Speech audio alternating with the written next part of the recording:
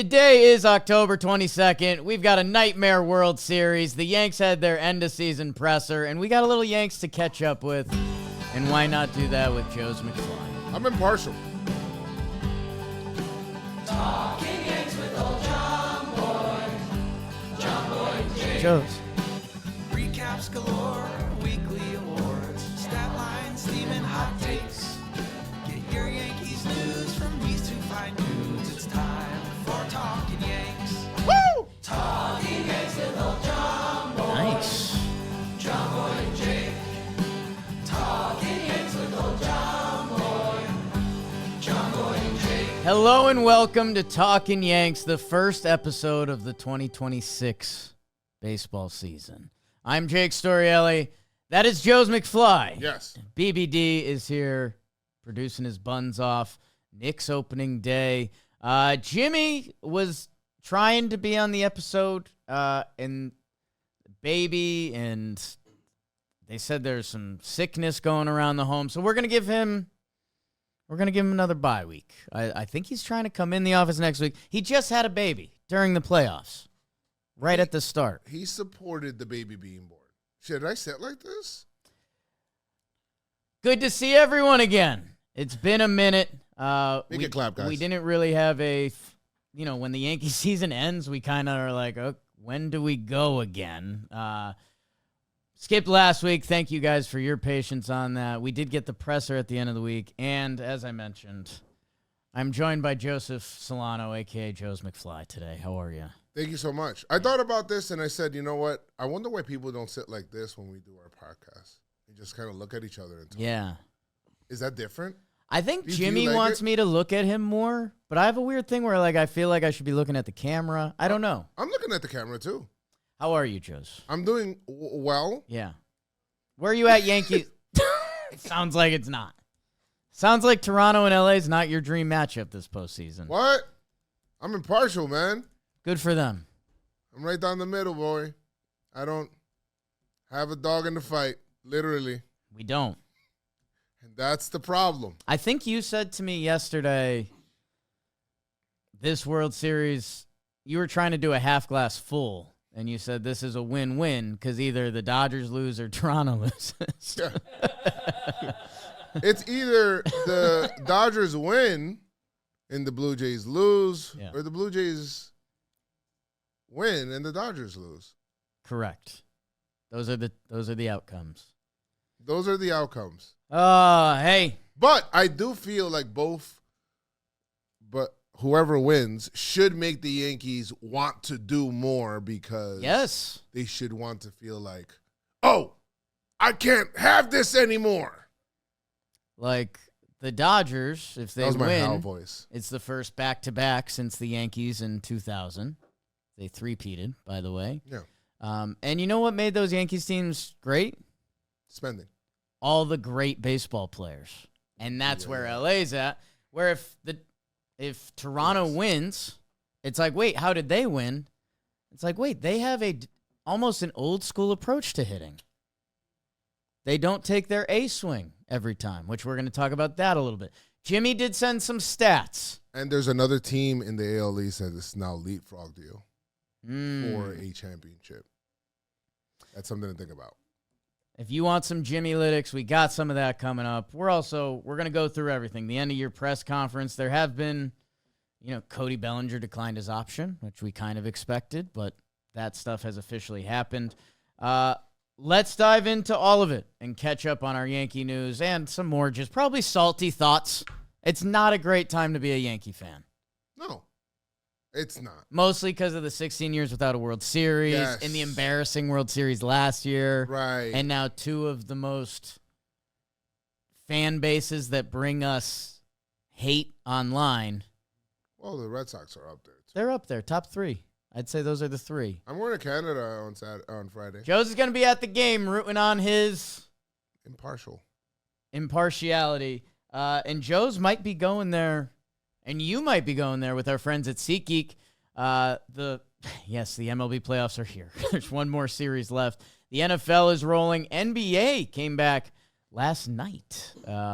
And Nice. maybe you're getting away from it. Maybe you're a Yankee fan that you're like, hey, I'll tune into Talkin' Yanks, but I'm going to the Billie Eilish concert. Okay, have fun.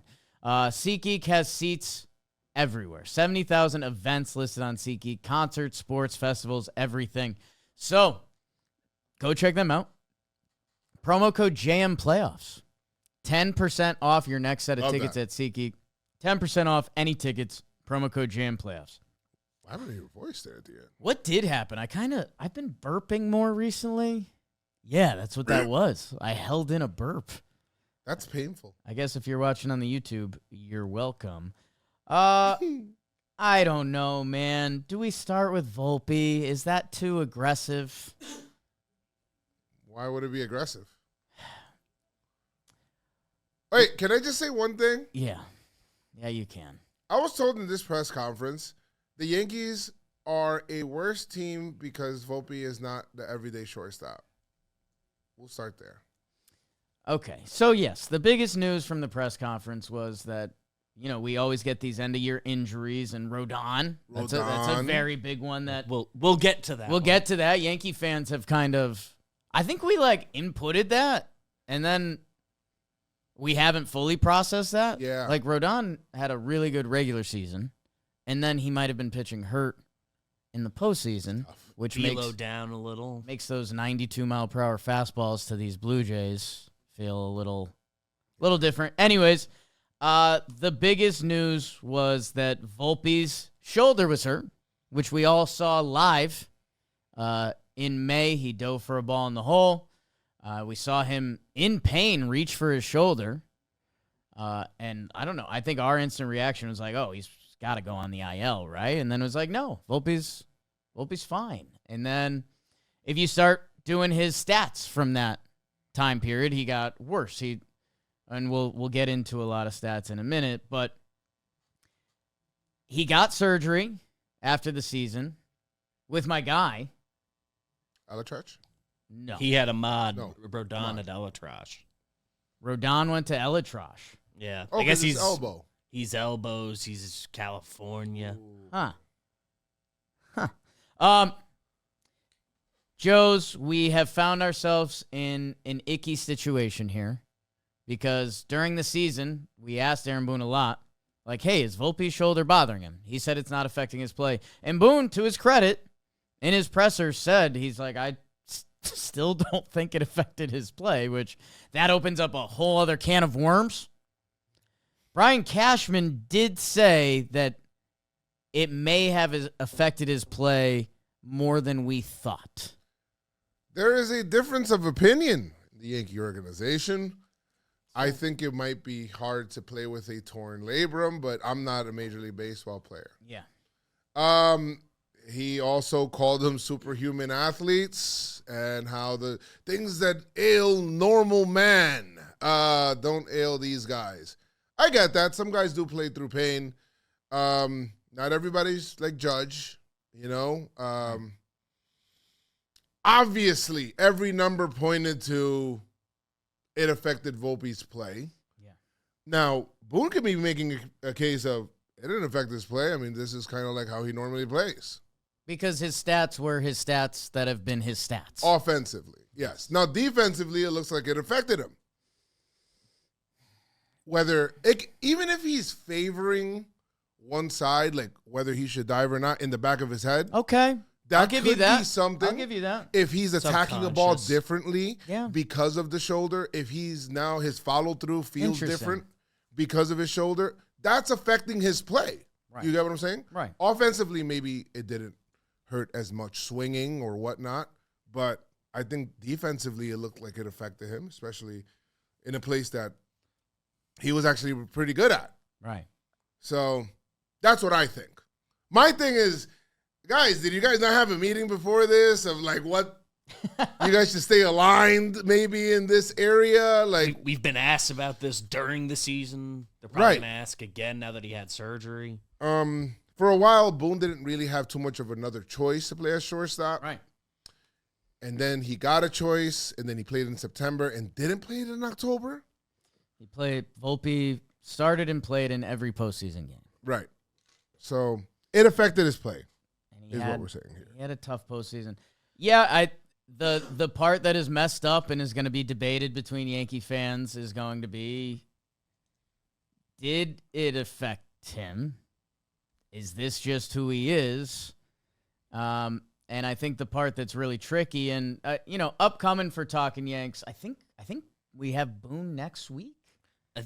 Next week or the week after. Okay, yeah. Whenever the November week 4th is when it's currently scheduled. So we'll, I guess, comment if you have Boone questions. We're interested. But we're going to do a Boone episode. We're going to do off-season plans coming up and all that jazz. But I don't know. If you've looked into shortstops, there's not a lot of shortstops out there. That's why the year that a bunch of shortstops were free agents was so big for the entire sport, except for us, as we banked on a prospect, which you never can in this game. Prospects are suspects. That it's Anthony Volpe is going to be a part of the organization next year. He's not going to break the season with the team. They still believe in Volpe. Cashman still believes in Volpe. Yes, he made that abundantly clear when he said this team is better when Anthony Volpe's in the everyday lineup. They said he's probably going to be a little behind in the start of spring training. They said he can start hitting in 4 months. Can't dive until 6 months. Jake, what are the Yankees looking at that makes them want to have so much belief? Okay. Where's the faith coming from? You saw the Brian Cashman press conference. It's like the biggest bet he's ever made. He stood in the beat reporters' faces and said, in a year, you'll be apologizing to me about how good he is at hitting and how good our player development is. And what has he done?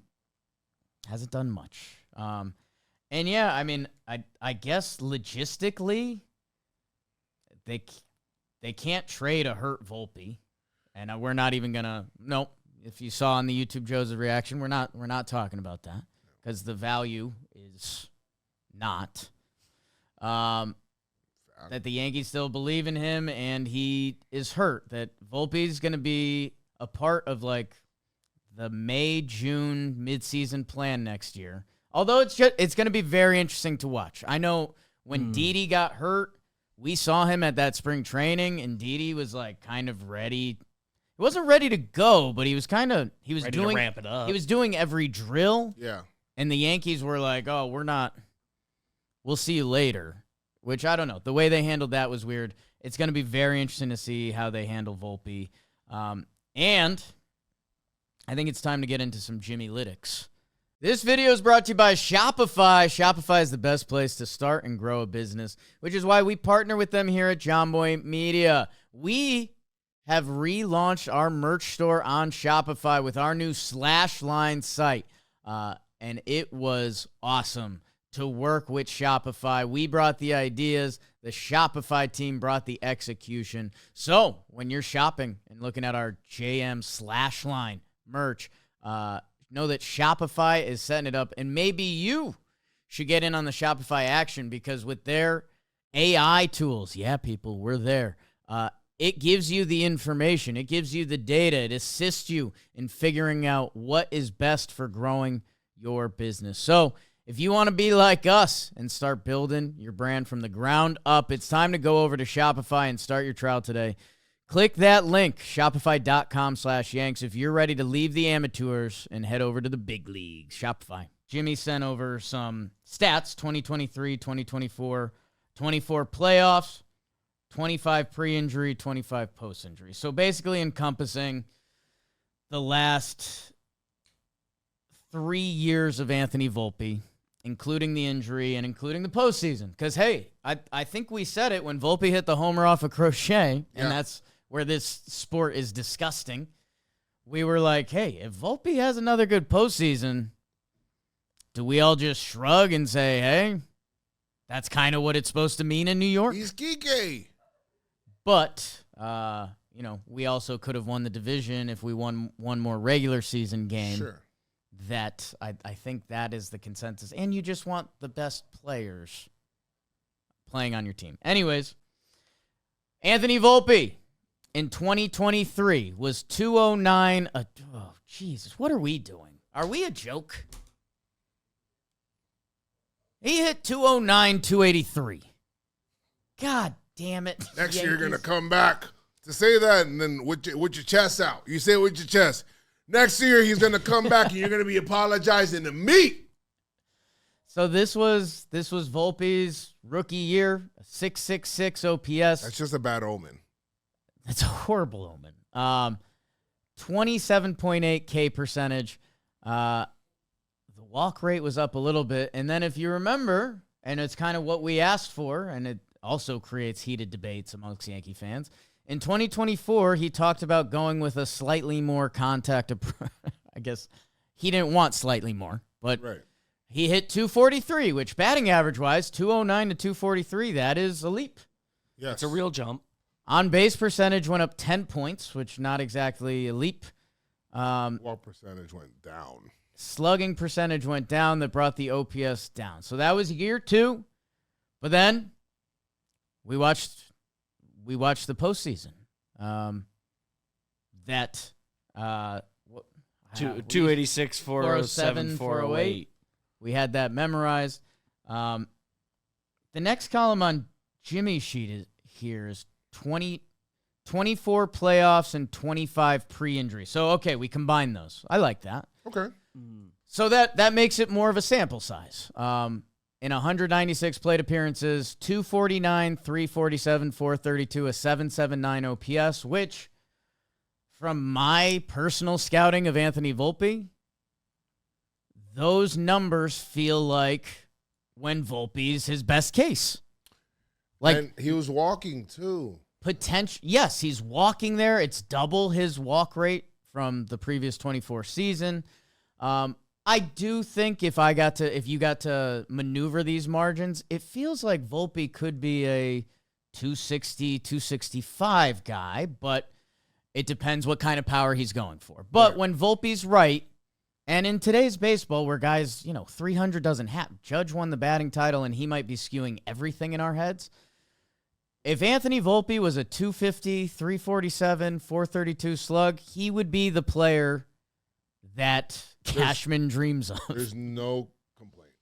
Right. We would say as a shortstop and as a player, this is maybe This is a good player. if you're a Yankees fan thinking, OPS in the 9s or something like that is No. we're talking in a different sphere. But for a defensive shortstop, when Volpe does bring it on that side of the field, which we did see even in the postseason, he looked sharp there. 2025 post-injury. The K percentage went up. The walk percentage went down. 204, 252, a 375 slug, and 627 OPS. This would be his worst split on this, although, just a reminder, it is not that far off from Volpe's original splits. 252 on base. It's crazy. That's crazy. Please, guys, don't ever feel like I don't personally like Anthony Volpe. I feel like sometimes it may come across that way, and I want to blame the Yankees for putting this kid in this situation. Right. Because they're not allowing him to develop properly, or they made him go through this injury, and maybe that's a learning lesson for him. Like, hey, I can't play through something like this, or maybe I'm not helping the team in the way that I think I could.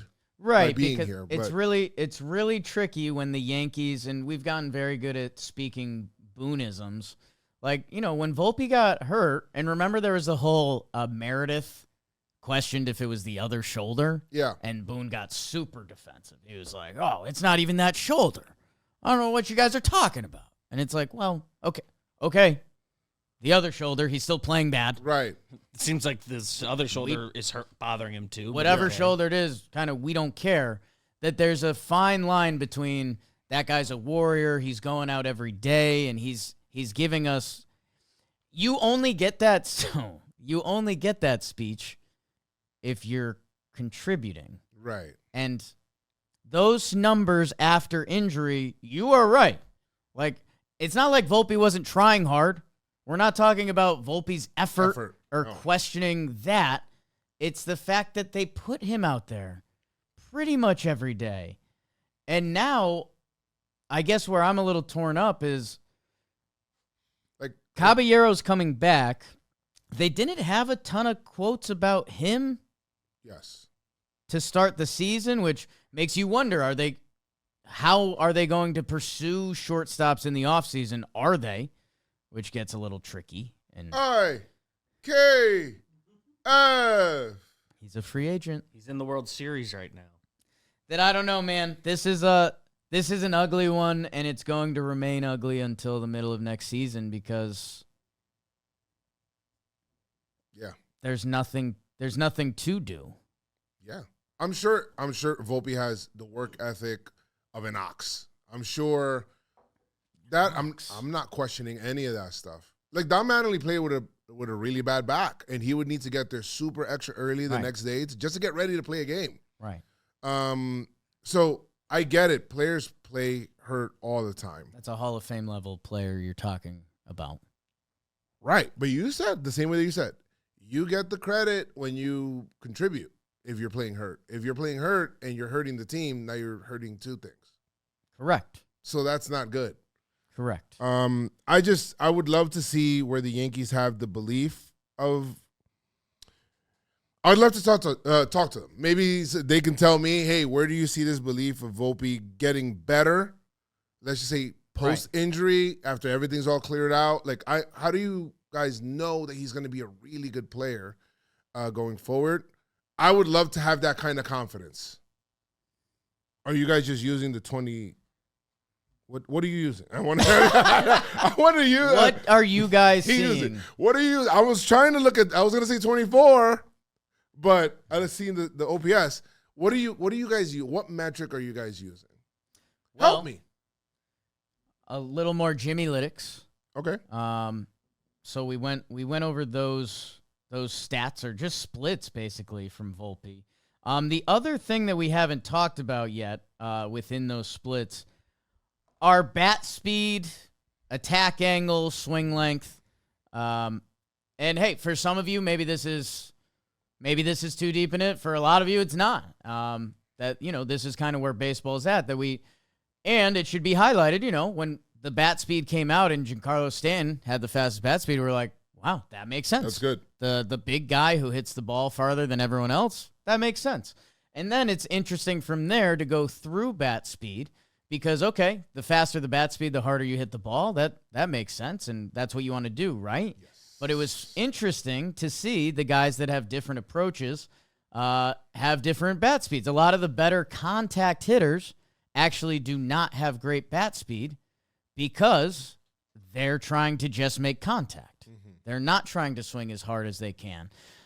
So within Volpe's stats, the 2024 season where he made more contact, he had a slower bat speed and he had a different attack angle. Yes. Okay. Interesting. During his best split, Jimmy, in this chart, he's isolated the 24 playoffs. He had his flattest swing, a 30-degree swing tilt. And that is when he has his best numbers. This is the 286, 397 on base, 408, 805 OPS. Again, it's a smaller sample size, but it was the Volpe. Again, it's the Volpe we see that on it. Okay. It's the Volpe we see that keeps us going on. Like, yeah. Joe's, we come up to the microphone and we're not happy, and Volpe has to be better, and it's on the Yankees. What the Yankees are holding on to is that version of Volpe, because it looks real when it's happening. It passes the eye test. Like, when he's driving the ball the other way, when he's taking tough pitches, like the Volpe we were advertised, you're kind of like, okay, he's got a little natural pop the other way. Yeah. There's a crowd out there, especially online, that says that Volpe needs to pull the ball more because when he was pulling the ball, he was doing better. I want you to tell me when that period was. I want information. Okay, so just tell me when that period was, because I mean all the numbers don't look good. There's only one small snippet of time that the numbers are good, and it's 58 at bats. So everything else is not really that good. But if you guys can find that, please share it with me, because I would love to share it with the world and learn it myself. It was in the minor leagues when he was a minor leaguer. Facing minor league and pitching. Just better than guys that you need to have a different approach because you're in a different role in the major league. I think the other thing is, it's like, okay, it's like what we were talking about. If you pull the ball and hit it very hard, guys tend to get good results doing that. Yes. But that might be hard for you to do. Against very high velo. So the overall stats, okay, when you do that, that might look good, but everything's bad. Right. Everything is bad. That, again, this is where we're not targeting Volpe the human. Some of his defensive plays are great. It's a frantic defensive style sometimes.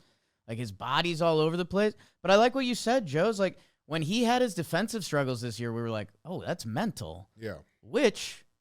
Mental, this is some good Joe's and Jake stuff. Mental can be physical. Mental can be physical. Or the physical could have made him mental if he was, because he was approaching balls differently. Yes. Which, I don't know. I guess for people in your everyday life, if you have, if your shoulder's banged up, do you open a door differently? Like, when you stub your toe, you start walking a little different.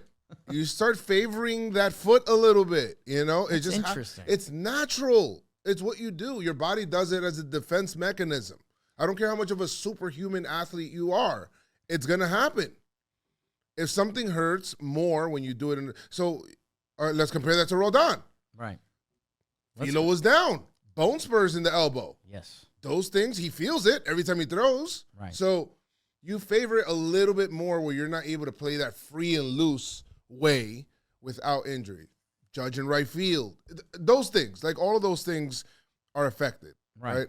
So mental hurdles that you have to jump over already. This is a conversation that I'm worried about how many times we'll have to have it. Hey, Volpe, get healthy. Yankees organization or Volpe, it's not working. There's almost nothing you can point at that it's working. So I guess my first thing is I would say to the Yankees organization, coach this kid. Sure. To be a different ball player. Because the final Jimmy Lytics that he sent us, and I just feel bad if he sent it and we didn't use it, he compared Volpe to other players his size. Steven Kwan, Ernie Clement, Sal Frelick, Tommy Edman, Jose Ramirez, Caleb Durbin. Volpe has by far the fastest bat speed of those guys. By tons of miles per hour. He swings 10 miles per hour faster than Steven Kwan, which, I don't know. Kwan's one of the best contact guys in the league. Ernie Clement is on this list, who Ernie Clement has had a breakout year of sorts, or a breakout postseason. I got a little bit of an observation. What's that? And this is for the people that are talking about the pull, right? Right. All of those guys there pull. Mm. He's the only one going the other way. His attack direction, I mean. So maybe we pull. I'm looking for answers. I'm not looking to be right. I'm looking for answers. I'm just like, any way that we can figure this out, I just want the team to do well. I don't care. I have no ego there. Like, I see Kwan. I love the way that he plays. Clement's having a great playoffs. Caleb Durbin hit well, one of the only Milwaukee Brewers to be hitting in the playoffs, especially against the Dodgers. Sal Frelick, we love the way he plays. Tommy Edman won World Series MVP last year, is on the Dodgers. Jose Ramirez. Hall of Famer. Yes, Jose Ramirez. I guess, here's what I'd say. Ernie Clement, that's a name that's hot in the streets because, he's had a hot postseason. Ernie Clement's regular season, 277, 313 on base, a 398 slug, a 711 OPS. I take that from Volpe. Would you? I would. Right away. Sign up now. I would, if you told me Volpe was going to do that, I'd do it. and think about where. I'd be so happy. Just think about where we've moved the bar. I'd be so happy. Think about where we've moved the bar. That'd be his best season. Let's get off By a lot. Tony V. Get healthy. Get better. Oh, well, in that speech where I said, hey, Yankees coach this kid up, that maybe the A swing should be out. Maybe he shouldn't have the longest swing of a lot of the guys we just mentioned. So Yankees, coach the kid and take care of his health.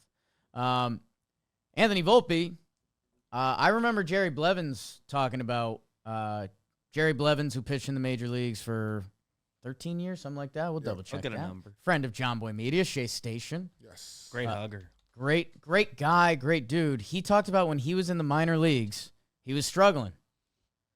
The coaching staff came to him and they were like, hey, we heard from the front office, they want you to start becoming a submarine guy. They want you to throw under the hitting speed at 83 and throw submarine. This is in the minor leagues. That's one of the last signs. Yeah. Things aren't going well. Jerry threw a couple submarine, 83, got rocked. And then one of the pitching coaches came up to him and they're like, Jerry, what's going on? And he's like, well, the team told me that I should throw under the hitting speed and submarine and 83. And the pitching coach goes, Jerry, you're getting crushed. You need to do what you need to do. Yeah. If you keep doing this, you're going to be out of baseball. Jerry Blevins stopped throwing like that, pitched how he wanted to pitch because he was deciding like his life. He went on to have a great career. So baseball, it's a game of adjustments. It's a horribly tough game to play. Hey, if you're like, I guess that's what, if we get Volpe, I would just love to know like what he's thinking. Because every level before this, he was the guy. And now you're not. And we saw it in his post games. And I'll be honest, there's parts of it last year that it felt dirty. Like watching him in the post game just get it from the beat reporters. It's tough. Tough job. Tough job, tough city. I will see you in middle of next year, I guess. Skims. Let's talk about comfort where it matters most. Your underwear.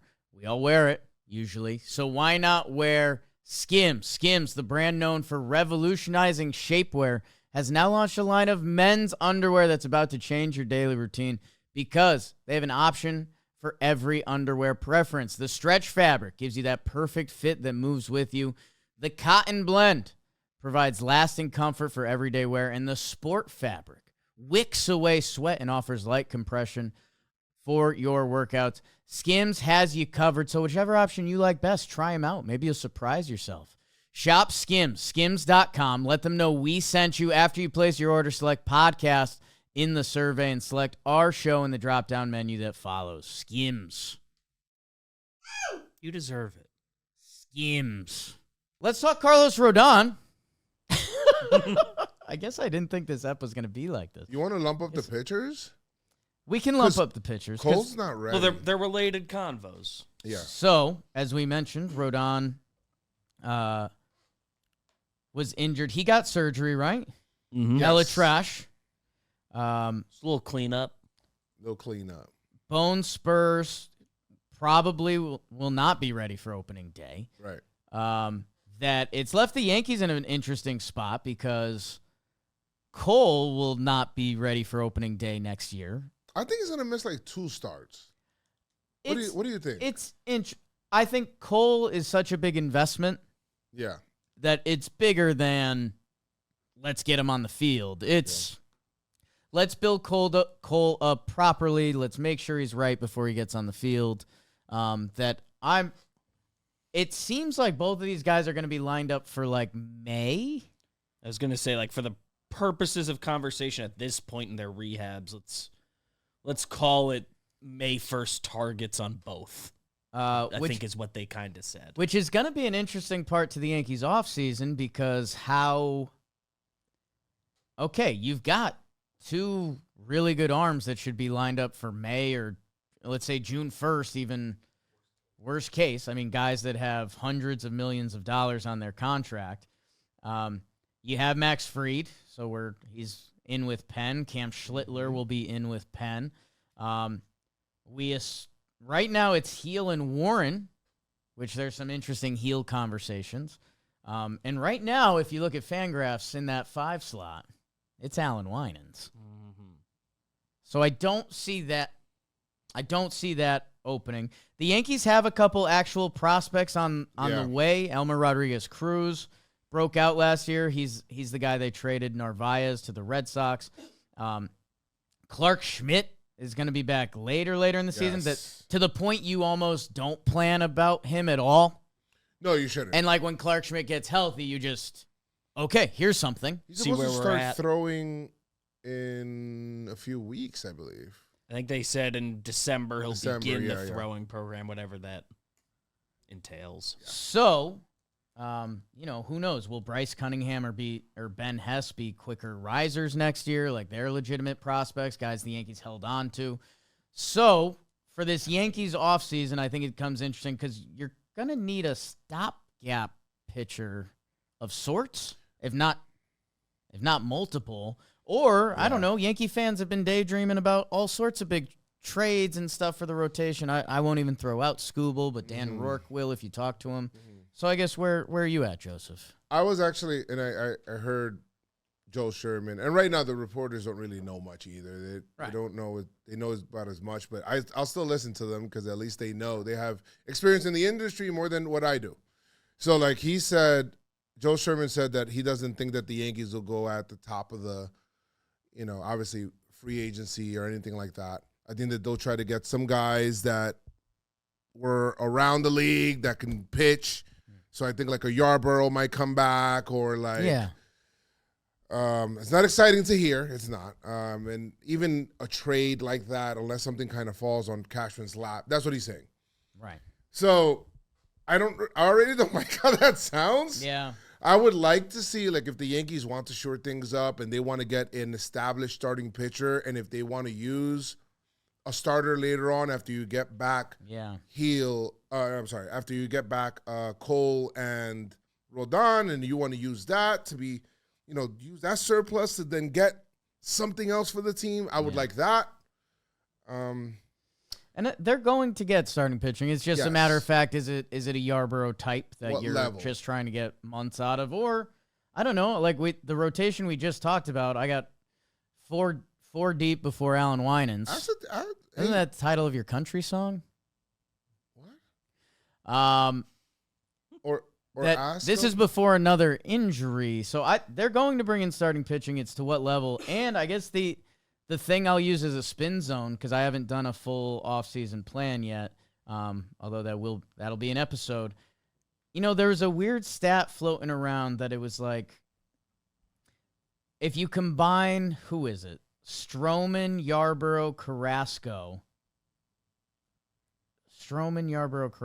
That is 23 starts, 24 starts. Heel ended up having 11 starts. That the overall numbers look good, but they were a weird ride along the way. That I don't know. Again, in a year where we saw the Yankees say we had the same amount of wins as the Blue Jays, where I don't think they should be comparing themselves to that team at all. Don't mention that to me. I don't want to hear Cashman ever say that. It will, if they were critiquing their year, one of the things they would look at is like, damn, like Cookie Carrasco had 6 starts for us and Stroman had 9. Yeah. Those could have been the one game that would have gave the Yankees home field advantage in a bye that you can start daydreaming a little bit. Toronto, who had the home field advantage in the bye, they're going to the World Series. So, I don't know. I guess I'm talking myself into, I think they're going to be pretty active. And also, why not? Like, for a 1-year type guy, whether that's an older someone. Again, I'm now excited to research this, but you need another body going into the season for sure. Hey, you've been swinging and missing in the Japanese market. There's going to be a Japanese starter that might be getting posted as well. I'd probably look into that. You limited his innings if you needed to. Sure, if you want to do that, and you got a perfect out for like putting him. I don't know. Sasaki worked well out of the pen later on, but I think the guy. What's his name for the? It might be getting posted this year. Otai? Imai is the pitcher. Okamoto's the hitter that a lot of people are talking about. Murakami's the hitter. Murakami's the Tatsuya hitter. Imai. So, you're right, Joes. That would be a great solution. Great solution. Imai's 27. If he's posted, go ahead and put your hat in that, I feel like there's one team that. Yeah, but at some point you got to try to like not, you got to try to win one, man. The Cubs have. Yeah. Like other teams have. So like, go ahead and figure that out. Make yourself more attractive to that market. Try to see what you can do. And don't only try to use Matsui's a great pull, but maybe not only that. Right. Ichiro played for you. Ichiro's definitely doing Mariners. Yeah. I think he's. God. Yeah. A lot of teams have more pull than the Yankees. You want to use. That's the problem. Use Tanaka. You've maintained that Get relationship. Tanaka going. And even zooming out just on the pitching situation, like, all right, assume Cole Rodon back May 1st, whatever. Like, if it comes down to it and everybody's healthy in that dream scenario, that never happens. Never happens. It Unless never you're the happens. Dodgers in the playoffs. It never happens. Like, you can send Warren and even Schlittler down for whatever you need to do for a week in May. Well, that's like, we'll figure it out. That's what I guess this was pretty jarring when you look at the Yankees rotation right now. And let's, Max Fried joins us at the Tasty Golf Tournament in spring. Sure. And you hit him with a golf ball, and let's say he needs an extra 3 weeks. The Yankees rotation then. Cam's like opening day. Cam Schlittler would be your and opening day then pitching starter. on 3 days rest for the next to open up the next series. So that something to watch for and something to think about when you guys brew up your offseason plan. Yes. The Yankees are going to have to be active in that market. BetterHelp. Did you know October 10th was World Mental Health Day? And hey, this year, a thank you to all the therapists out there. Life can be tough on and off the field. BetterHelp therapists have helped over 5 million people worldwide on their mental health journeys. Millions of stories and journeys. Behind everyone is a therapist who showed up and listened. This World Mental Health Day, BetterHelp is honoring those connections and the therapists who made them possible. BetterHelp therapists work according to a strict code of conduct and are fully licensed in the U.S. And if you aren't happy with your match, switch to a different therapist at any time from their tailored recommendation. This World Mental Health Day, we're celebrating the therapists who have helped millions of people take a step forward. If you're ready to find the right therapist for you, BetterHelp can help you start that journey. Our listeners get 10% off their first month at BetterHelp.com/Yanks. That's BetterHelp, HELP.com/Yanks. I think the final general sweep, we head to the outfield a little bit. Judgy. No surgery. No surgeries. That's good. That's good. He actually went today to the same orchard that I went to go apple picking today. Just putting that out there. Wow. So how long have you been sitting on that one? Today. Today's when he did it. You didn't tell me that. This is We've how I been found talking out. to you a lot Good. today. This is how we break news on the news. That's why you have 2 laptops. That's why I have 2 laptops for the research. So that's good. Obviously, next spring training, Judge's throwing program and throw speed is going to be something we track actively. But knock on some wood, we might maybe that's good. Giancarlo, no surgeries. Giancarlo, no surgeries. That's good.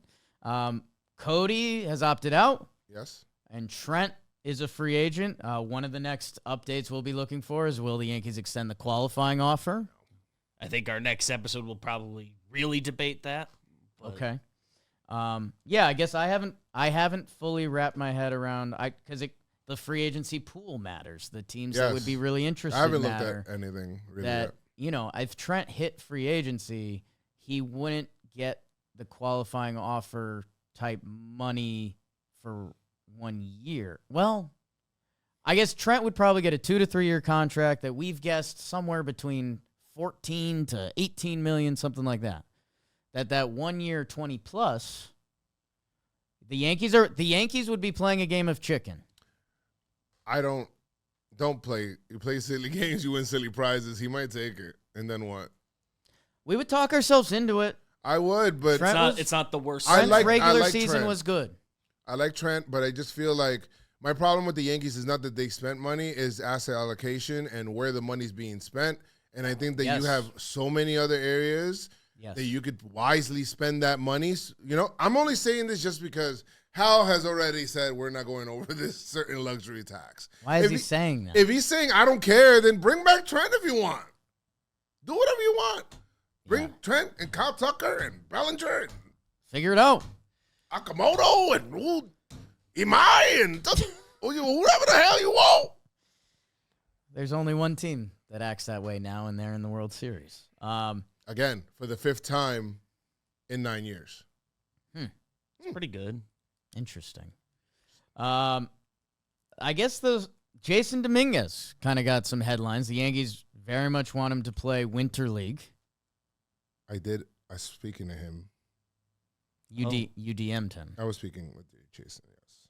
And I asked him about... Was he speaking back, or is it just you DMing him? I asked him about the Dominican Winter League. Okay. Is this breaking news? Like, what are you... Yeah, but are you... So, because the Yankees wanted him to play on the Dominican Winter League. And then All I asked him if he's going to play. So you said, let me get on Instagram and ask him. Yeah, and then he was like... I guess he's still thinking about it. That's the update? Sorry. He answered, but I'm just like... Oh, sorry. That's all you have? I don't have anything else. So he I thought he said responded. I words didn't back check. to you. I did not. Wait, did he not message you back? That just looked like you texting. It was a lot of the scent color. Okay, he replied once. Yeah, I don't he want replied. I don't want to. So you see it, but I don't. He hasn't replied after. This was nothing. It could be, because the Yankees said that they want him to play in the Dominican Winter Leagues, Right. and I like that for him, especially if he's getting more at bats right-handed. Yes.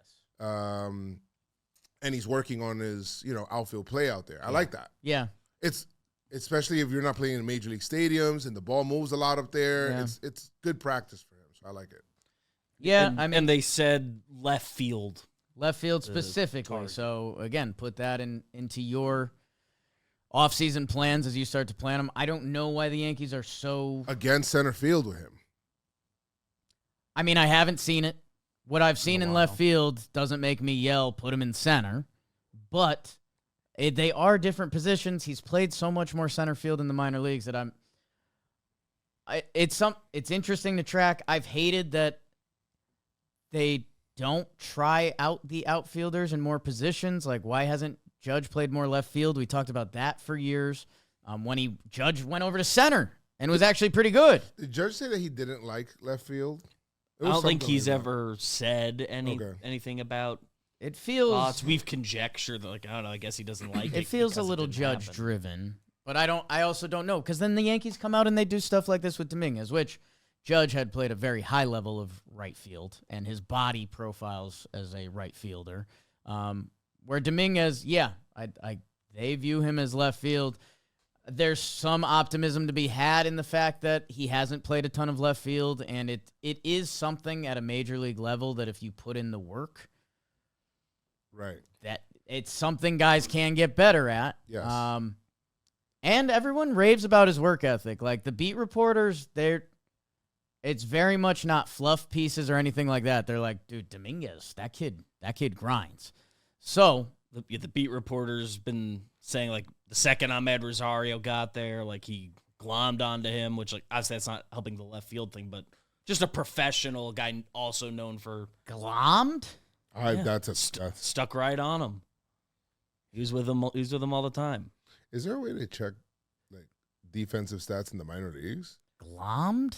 I've never heard of that word. You guys need to learn more I knew words. I knew what it meant be when you right. said it. Glommed. It's glommed right there. You could have just said it was glazed. Well, he didn't glaze. I don't. The left field looked better than the beginning. It couldn't have looked worse than it did at the beginning. I'll let Spring you look training. into minor league defensive stats. Thanks. Yeah, and again with Dominguez, it's going to be the defense because that's the reason he wasn't playable. His second half numbers are pretty bad in hindsight. I know his playing times got less, but that's also part of the reason. And yeah, the verse lefty thing. I mean, sometimes Jom's my number one pitching scout. Sometimes he just sees the game differently. From day one, he's been like, I don't think Dominguez can hit righty, which he does. He deserves some time. This was his 22-year-old rookie season. Like we can grow off of this. Guys can get better. But yeah, it's gonna be a story to watch because are the Yankees gonna bring in a platoon bat? You'd think so. Like they ended the season with Rosario and Slater, but at the same time, you need to find out with this guy. Because Jason Dominguez as a 120-game player versus Jason Dominguez as a 162, that changes your team. It does. So we got to find out. I like Jason Dominguez. I don't want him to give up switch hitting. I think it's just a rep situation. Yeah.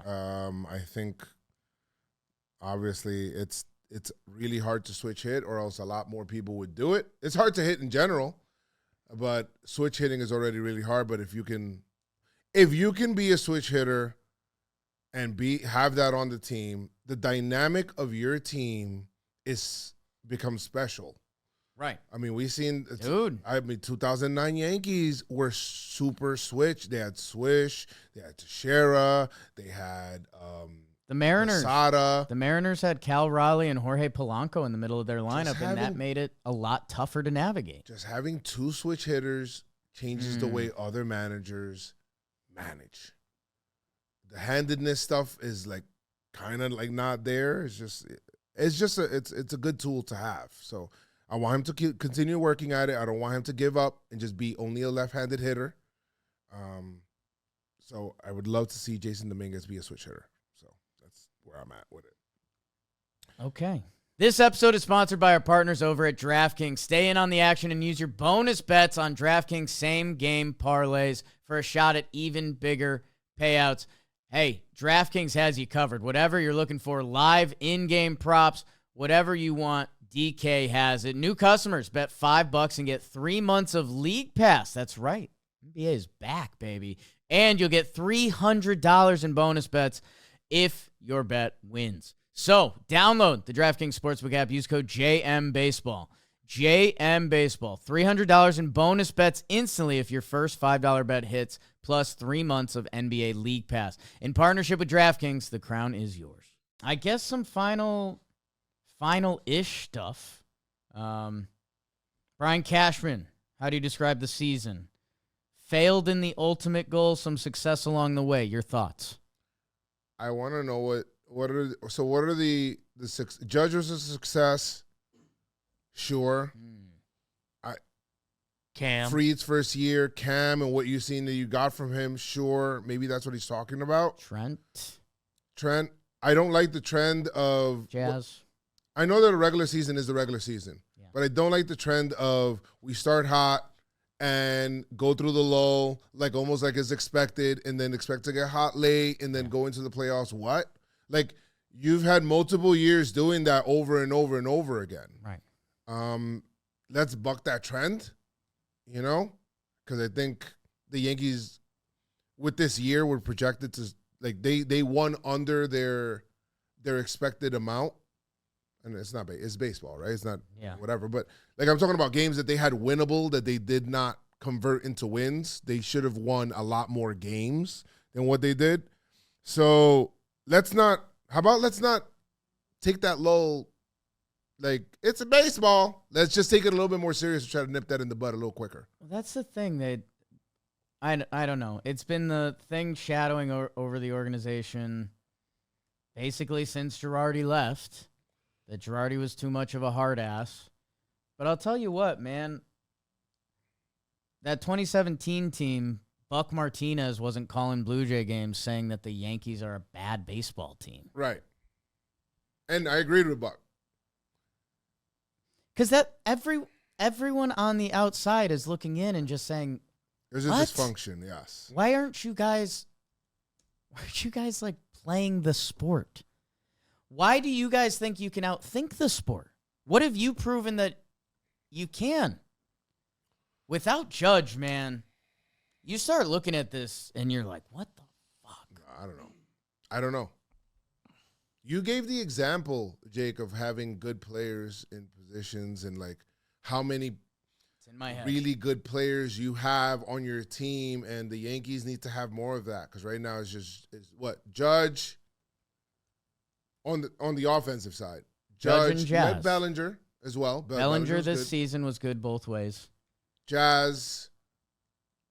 Grish was interesting because he had the homers. Right. Would love to see, just hitting in general, but Grish was good too. Other than that, it's an Giancarlo was good. It's an exercise I want you to run through because okay, you want to be the best, you got to compete with the best. So go around the Dodgers lineup, and it's basically because I looked at the end of the Yankee season, I was like, too many guys had splits. Like lefty, righty. Big splits. Too many, and in the playoffs, when you guys are using more bullpen, like those splits get exposed even more. That like Trent, seeing those lefties, had a really rough postseason. Yeah, and that's just it. Like that's the end of the conversation. That okay, if you go on the Dodgers, so splits, defensive, and just how about the old phrase, just a good baseball player, like no questions asked. Yeah, Will Smith for the Dodgers. Yep. Freddie Freeman for the Dodgers, yes. Tommy Edman I can put as an asterisk, but like that guy is a good baseball player. Yeah. Mookie Betts, Inner Circle Hall of Famer. Max Muncy, see that play he made to save the run in the CS? Yes. Guy's a good ball player. Yes. Teoscar, good ball player. Can't have him on the Yankees because that defense would multiply. Yeah. They get to cover it on the Dodgers a little bit. Left field in Dodger Stadium. But the way he hits is so impactful that you're good. Lefties and righties. Right. Center field, Andy Pajes was good during the regular season. He's having a tough postseason so far. That could Yes. change in a week. And then left field was kind of their whole spot where they happen to have Kike Hernandez, Sure. who's one of the best postseason players ever. But that's 5 to 6 guys that you look at their lineup and you're like, wow, that guy's all around a pretty good ball player. Like, you don't have to worry about splits, like Muncy versus lefties, kind of, but he's been a great baseball player for the better half of a decade now. And again, those are the Dodgers, right? Like, not everybody, nobody's the Dodgers. So They are one of one. That's before getting to their pitching staff that is crazy, and they've got a lot of paid guys and not paid guys and everything. Toronto's a little trickier, but like even Kirky, man, like Alejandro Kirk, he's in the middle of the lineup and he plays amazing defense. Vladdy, whatever Ernie Clement has turned into. This postseason, he's great on both sides of the ball. I don't know. People start getting mad at that because, that 7-11 OPS we prayed for Volpe. Yes. I'll say that's not great, but he has a contact approach that is what the team needs. Nathan Lucas has appeared as one of the best 31-year-olds to ever debut ever. Mm-hmm. Where was he? That I don't know.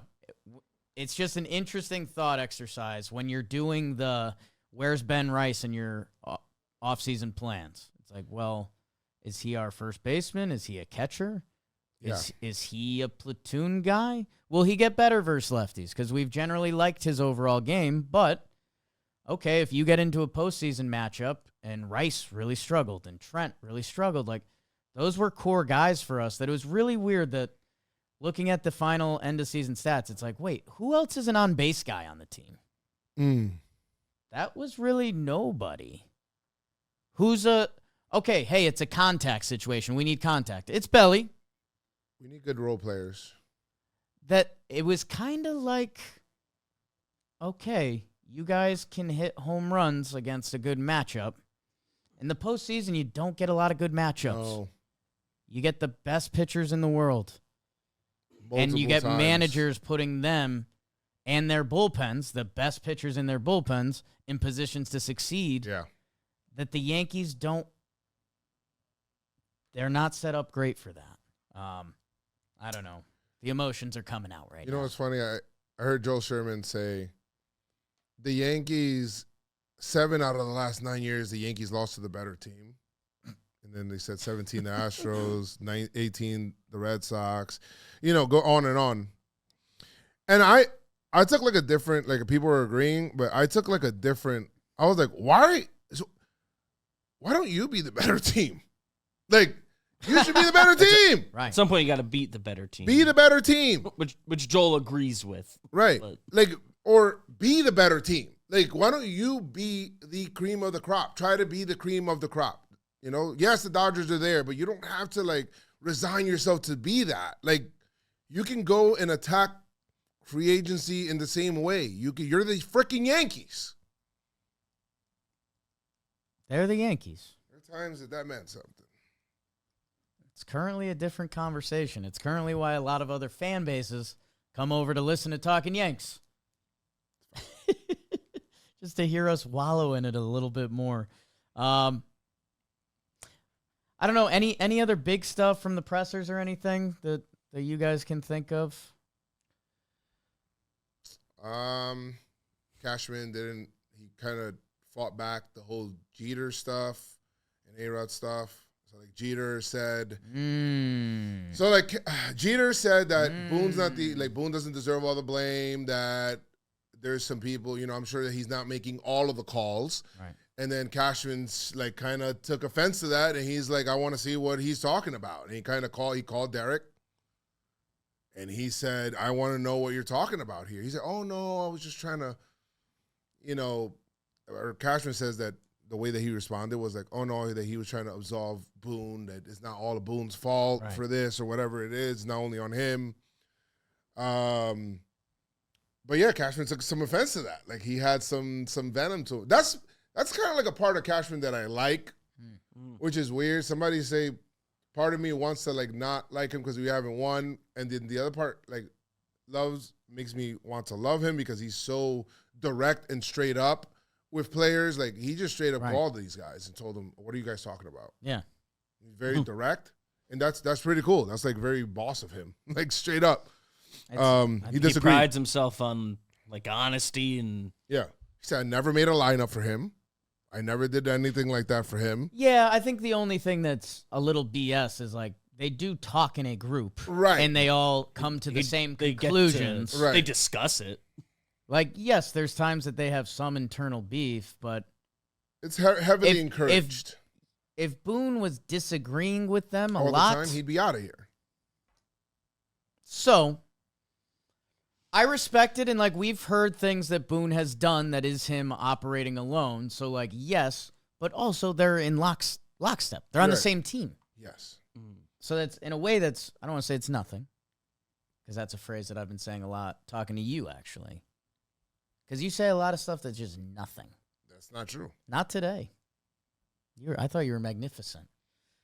Made John Magnificent. See, that's the problem. That's where people get caught up. I got 2 laptops. Try to spell that out in the comments. I think a final goodbye. Mike Harkey. Yeah. And Travis Chapman. Mike Harkey was kind of the last remaining piece from the Yankees. Yeah. And they promoted that minor league hitting coach that was actually pretty. Not CC is Jake gone. Jake Hurst. Man. Yeah, Jake Hurst. Yeah, not CC is gone. Travis Chapman, who Jimmy and myself and K-Mac had a lot of complaints about, he's gone. And we really started brewing some, who's responsible for base running and some of the defensive stuff? Whose listed responsibility is that? So, something to track there as the offseason goes. And make sure you guys are tracking us. Thank you to Joe's McFly. John Boy, feel better. Good luck with the fam. We'll see him in a couple weeks, hopefully next week. But they're dealing with a lot. Congrats to the John Boys still. We will be back. We'll do something next week. I think we're 1 a week until the off season, kind of. Yeah, I think I'll be honest. From a sales perspective, we told them to prepare for ads on one episode a week, and we'll probably do better than that on the whole. But I don't know which weeks we will do better than that yet. Sales always. We'll catch up by the playoffs next year. Thank you, guys. We love you.